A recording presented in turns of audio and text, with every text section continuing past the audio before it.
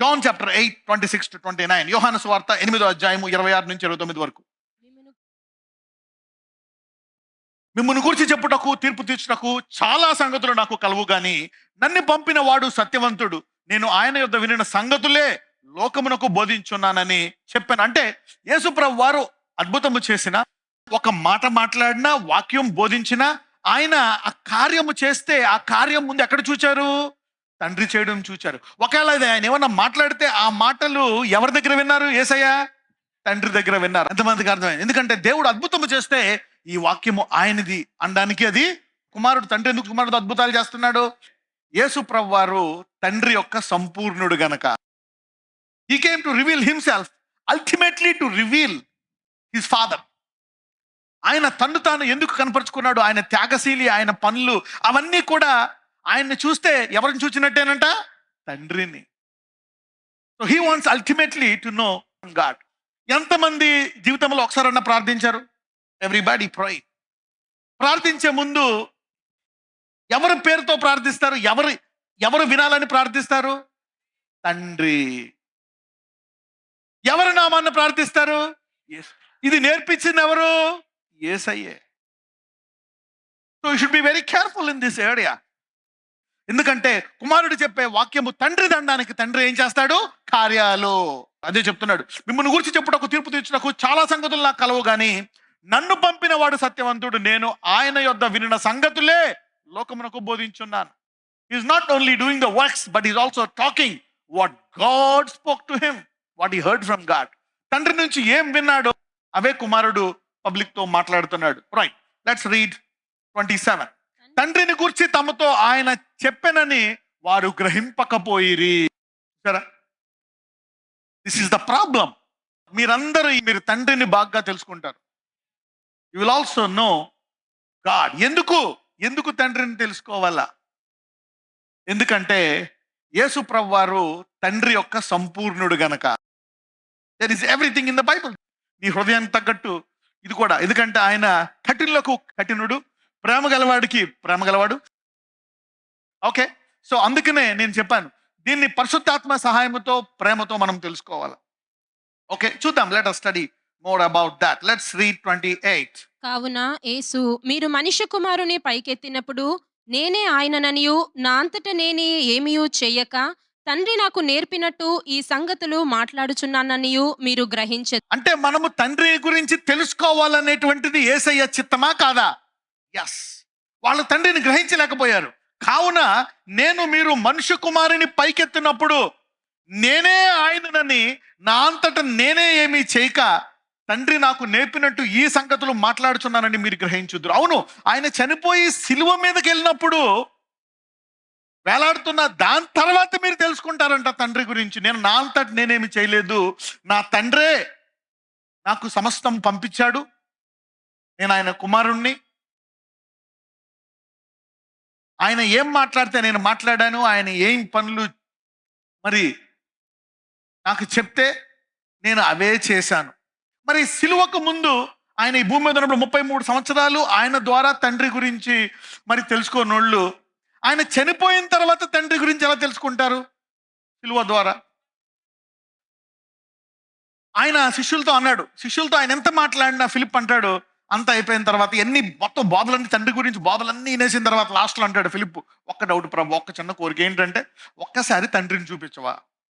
అంత చెప్పిన తర్వాత శిష్యులకి ఒక్కసారి తర్వాత, అదేంటి ఫిలిప్ అలాగంటావు, నన్ను చూస్తే నువ్వు తండ్రిని చూచినట్టు, ఆయన ప్రేమ గలవాడు. Okay, but he told them. అయితే ఎప్పుడైతే ఆయన సిలువ మీద చనిపోయాడో నేను ఇక్కడ మీతో ఉండడం కంటే నేను వెళ్ళిపోవటం మంచిది. ఎందుకంటే నేను వెళ్ళిపోతే ఆదరణకర్త వస్తాడు. ఆదరణకర్త వచ్చిన తర్వాత అతడు మిమ్మును సర్వసత్యములోనికి బోధిస్తాడు. ఏం చెప్తాడు? ఇదిగో ఈ మాటలన్నీ యేసుప్రభు వారికి నేర్పించింది తండ్రే, ఈ పనులన్నీ ఆయనకి చూపించింది తండ్రి అని పరిశుద్ధాత్ముడు బోధిస్తాడంట. అందుకే నీకు తెలిసింది లోకంలో ఎవరికి తెలియదు. వాళ్ళందరూ విమర్శిస్తూ ఉంటే ఎందుకు విమర్శిస్తున్నాడు? చూడండి, విమర్శకు కూడా కారణం ఉంటుంది. ఏదైనా ఒక సబ్జెక్ట్ మీద విమర్శిస్తే కొంచెము ఇబ్బంది కలుగుతుంది. Anything affects the whole body. So the body of Christ should be careful. ఇవన్నీ ఎందుకు వస్తాయంటే మరి కలహాలు, అసూయ. అందుకే అంటాడు, నీవెంత ఎదిగినా ఏమంటాడు? మీరు పాలు తాగువారు ఉన్నారు. అది చూద్దాం, వి విల్ స్టడీ దట్. కావున నేను మనుష్య కుమారుని పైకెత్తినప్పుడు ఆయన నేనే ఆయననియు నా అంతట నేనే ఏమి చేయక తండ్రి నాకు ఈ సంగతులు మాట్లాడుచున్నాడని మీరు గ్రహించెదరు. 29. నన్ను పంపినవాడు నాకు తోడయ్యున్నాడు. ఆ. ఆయనకిష్టమైన కార్యము నేనెల్లప్పుడూ చేయుదును గనుక ఆయన నన్ను ఒంటరిగా విడిచిపెట్టలేదని చెప్పెను. అంటే యేసు ఒక్కడే లేడు. యేసు తండ్రిలో ఉన్నాడు, తండ్రి యేసులో ఉన్నాడు, మనము యేసులో ఉన్నాం, అంటే మనము తండ్రిలో ఉన్నాం. ఈ ముగ్గురులో పరిశుద్ధాత్ముడు ఉన్నాడు. యు సీ దట్ నా? So we are together. You need to know everything, otherwise you will criticise one and praise the other. ఎంతమందికి అర్థమైంది ఇప్పుడు దాకా ఈ వచనాలు? యోహాను 8:31-32. కాబట్టి యేసు తనను నమ్మిన యూదులతో, మీరు నా వాక్యమందు నిలిచిన వారైతే నిజముగా నాకు శిష్యులయ్యుండి సత్యమును గ్రహించెదరు. Yes. ఎందుకంటే పరిశుద్ధాత్ముడు ముఖ్యంగా దేని ద్వారా మాట్లాడతాడు? వాక్యము అనండి. స్వరం ద్వారా మాట్లాడొచ్చు, దర్శనాల ద్వారా మాట్లాడొచ్చు, అద్భుతాల ద్వారా మాట్లాడొచ్చు, వాక్యం ద్వారా కూడా మాట్లాడతాడు. రైట్. అప్పుడు సత్యము మిమ్మును స్వతంత్రులనుగా చేయునని చెప్పగా, అప్పుడు సత్యం ఏం చేస్తాదంట? స్వతంత్రుడు. ఏ సమస్య అయినా సరే, any problem is due to ignorance, any problem is due to lack of information in that area. నీకు ఏదైనా ఒక సమస్య ఉందనుకోండి, దాని విషయమై నీకు తెలియకపోవడమే అది నేను ఇబ్బంది పడుతుంది. నీకు తెలియనిదే నీకు ఇబ్బంది కలుగు చేస్తుంది అన్న బైబిల్లో ఉంది. నా ప్రజలు ఏమి లేక అంటే, what is bothering you is something you don't know. నీకు ఏదో తెలియదు, దాని విషయమై ఆర్థిక సమస్య అవ్వచ్చు, లేక పరిశుద్ధత సమస్య అవ్వచ్చు, లేకపోతే శరీర సమస్య అవ్వచ్చు, కుటుంబ సమస్య అవ్వచ్చు, పిల్లల సమస్య అవ్వచ్చు, భర్త భార్య సమస్య అవ్వచ్చు, సమాజ సమస్య అవ్వచ్చు, ఎనీ ప్రాబ్లం. ఎందుకు ఆ సమస్య అంటే దాని విషయమై నీకు జ్ఞానము కావాలి. Any problem is telling learn a bit more. ఏదైనా సమస్య నీకు ఏం చెప్తాదో తెలుసా? నువ్వు దేవుడి దగ్గరికి వెళ్ళి పరిశుద్ధాత్మ సహాయంతో ఈ సమస్య విషయమై కొంచెం జ్ఞానం అడుగు. పరిశుద్ధాత్మునితో మాట్లాడతాడు, తెలుసుకుంటావు, దాన్ని బట్టి ఈ సమస్యకు పరిష్కారం అవుతుంది. అందుకే సత్యాన్ని తెలుసుకుంటావు, సత్యముని ఏం చేస్తాదంట? విడిపిస్తుంది. సో ఏదైనా ప్రాబ్లం వచ్చి ఎవరైనా ఏమన్నా అంటే వెంటనే వాళ్ళ మీద పడిపో, దేవుడి దగ్గరికి వెళ్ళండి, ప్రభువా నాకు ఎందుకు వచ్చింది ఈ సమస్య, కొంచెం జ్ఞానం బోధించు. ఆ జ్ఞానం వస్తే నీవు స్వతంత్రుడైపోతావు, అది నిన్ను ఇబ్బంది పెట్టదు. ఎంతమందికి అర్థమైంది? సో ఎనీ ప్రాబ్లం, నీ భర్త ఇబ్బంది పెడుతున్నాడా? అడుగు, ప్రభువా నేనేం పొందుకోవాలి జ్ఞానము, నా భర్త ఇబ్బంది పెట్టుకుని ఉండాలంటే. నా భార్య ఇబ్బంది పెడుతుందా? నా పిల్లలు ఇబ్బంది పెడుతున్నారా? నా ఉద్యోగమా? ఆర్థిక సమస్యలా? అప్పులా? మేనేజ్మెంటా? What is the problem? ఈ రోజు నుంచి మీరు తండ్రి వద్దకు వెళ్ళి ప్రార్థించినప్పుడు దాని విషయమై మీరు జ్ఞానం పొందుకొని ఆ బాధ విషయమై మీరు స్వతంత్రం అవుదురు గాక. ఎంతమందికి అర్థమైంది? ఇది చాలా పెద్ద తాళం చెవి. It's a big key. పక్కన చెప్పు, ఈ తాళం చెవి మర్చిపోక. Any big problem, go into the room, close the door, put it before God. Any problem, you can go. అప్పుడు ఒక్కొక్కసారి పరిశుద్ధాత్ముడు చెప్తాడు, వాళ్ళు ఎవ్వరు కాదు, ఇది నీ సమస్య నువ్వే తీర్చుకోవాలంటాడు. అప్పుడప్పుడు ఎవ్వరూ మారాలి, ఈ విషయంలో నువ్వే మారాలంటాడు. హలో, ఆయన సత్య అప్పుడప్పుడు అవతలోడు మారాలి కాబట్టి నువ్వు మాట్లాడక మౌనంగా ఉండు, ఇలా చేయి, వాడి గురించి ప్రార్థించు, వాడికి ఇలాగ. He tells everything.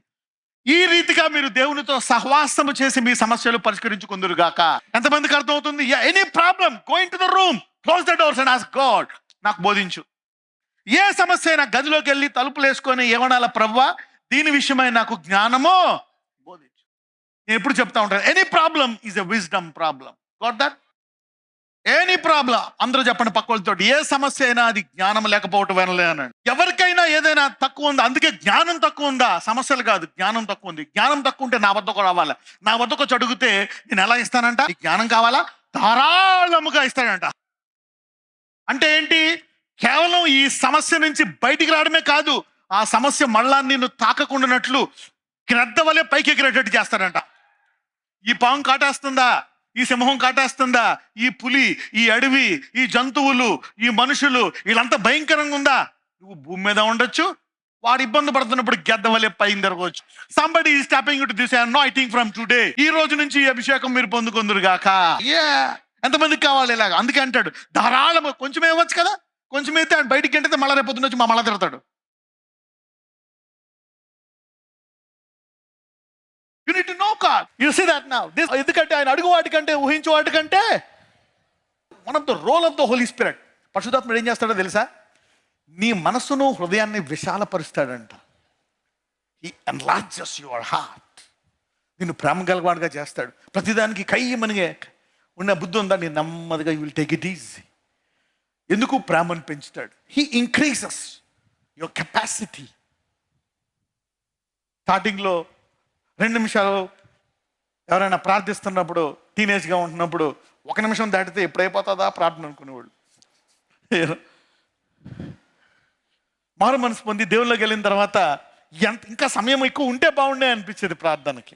You see that నా? So the Holi spirit will enlarge your heart in every area of your life. యోహాను సువార్త 8:23, John 8:23. అప్పుడు ఆయన, మీరు క్రిందివారు, నేను పైనుండి వాడను, మీరు ఈ లోక సంబంధులు, నేను ఈ లోక సంబంధుడను కాను. దేవుడు అంటున్నాడు, వీటన్నిటికంటే ముఖ్యమైనది ఏంటంట? ప్రేమ. నువ్వు ప్రేమ లేకుండా raise the dead, heal the sick, speak in tongues, prophecy. దేవుడు అంటాడు నథింగ్. ముందు ప్రేమలో ఎదగాల. Should be careful. ఓకే, సమూయేలు ప్రవక్త, రాజు తప్పు చేశాడు. సౌలు తన కోసం ఆగలే, తనకంట ముందు వధించేశాడు గొర్రెపిల్లని. ఆ రోజుల్లో ప్రవక్తలు మాత్రమే చేయాలి, లేవీలైన యాజకులు మాత్రమే చేయాలి. ప్రధాన యాజకుడు సమూయేలే చేయాలి, అతను ముందు చేసేసాడు. దేవుడు తీసేశాడు. సౌలు నాకు వద్దు అంటున్నాడు. ఎందుకు సమూయేలు అంత గొప్పవాడయ్యాడు? తన వరాన్ని ప్రేమతో వాడుతున్నాడు. ఆ సౌలును మార్చు నాయన, అతని బుద్ధిని మార్చు, అతను ఇంకా మార్చు అని. God is looking for such people. He will give you something and see what kind of heart you have. నువ్వు తగ్గించుకున్నావా? దేవుడు చెప్తాడు, ఎంతమంది ఎవరు మారారు, ఎవరి ప్రార్థన కాదు, నువ్వు లోపల మారాలా. Sometimes pride is your problem. Humility. అప్పుడప్పుడు నీకు నువ్వే. పౌలుకి అలాగే గర్వం వచ్చేస్తే ఏం చేస్తాడు? దేవుడు ఒక ముళ్ళు పెట్టాడు. ఏంటి ప్రభు వీడిని తీసేయి అంటే దేవుడు అంటాడు, నువ్వు తగ్గించుకోవాలి. ఎప్పుడైతే తగ్గించుకున్నాడో దేవుడు కృపనిచ్చాడు. Proud paid for his humility. పౌలు తన తగ్గింపు కొరకు ప్రార్థించుకున్నాడు. ఈరోజు మీరందరూ పిల్లవానే వలె కాక మీరు అన్ని విషయాల్లో ఎదిగి ఆలోచించుకుందురుగాక. You will grow in all things. So the Holi spirit will enlarge your heart in every area of your life. అందరూ చెప్పండి, యేసయ్యా నాకు జ్ఞానాన్ని ధారాళముగా దయచేయి. కరెక్ట్గా ప్రార్థిద్దాం. తండ్రి, నజరేయుడైన యేసు నామమున నాకు జ్ఞానాన్ని ధారాళముగా దయచేయి. నువ్వు ధారాళంగా అడగాల్సిన పని లేదు, ఆయన అడగాలి. జ్ఞానం ఇస్తే ఆయన ఎలాగిస్తాడంట? ఒకవేళ ధారాళంగా అడిగావనుకో ఇంకా ధారాళంగా ఇస్తాడంట.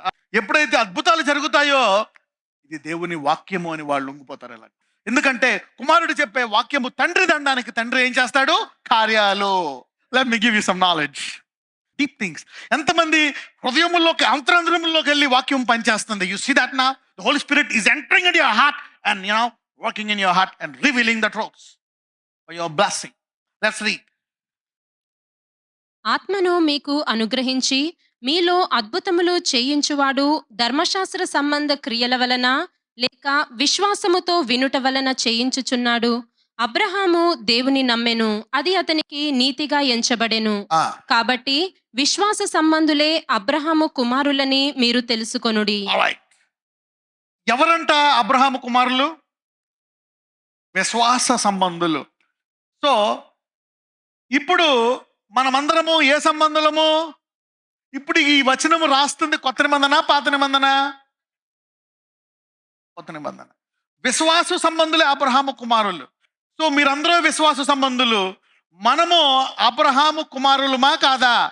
ఆయన క్రియలు చేయాలా లేదా? గలతీయులు 3వ అధ్యాయం. దేవుడు విశ్వాసమూలముగా అన్యజనులను నీతిమంతులుగా తీర్చునని లేఖనము ముందుగా చూచి నీయందు అన్యజనులందరూ ఆశీర్వదింపబడుదురు అని అబ్రహామునకు సువార్తను ముందుగా ప్రకటించెను. అంటే అన్యజనులందరూ కూడా ఆశీర్వదించబడతారంట. ఎవరి ద్వారా? అబ్రహాము యొక్క విశ్వాసము ద్వారా. చదువుదాం. కాబట్టి విశ్వాస సంబంధులే విశ్వాసము గల అబ్రహాముతో కూడా ఆశీర్వదింపబడుదురు. విశ్వాస సంబంధులే అంటే అబ్రహాము చేసిన క్రియలు, అబ్రహాము చేసిన విశ్వాస క్రియలు మనము చేస్తే మనము కూడా ఆశీర్వదించబడతామంట. New testament promise. గుర్తుపెట్టుకోండి, ఇది రాసుకోండి. So learn the truth, write it down.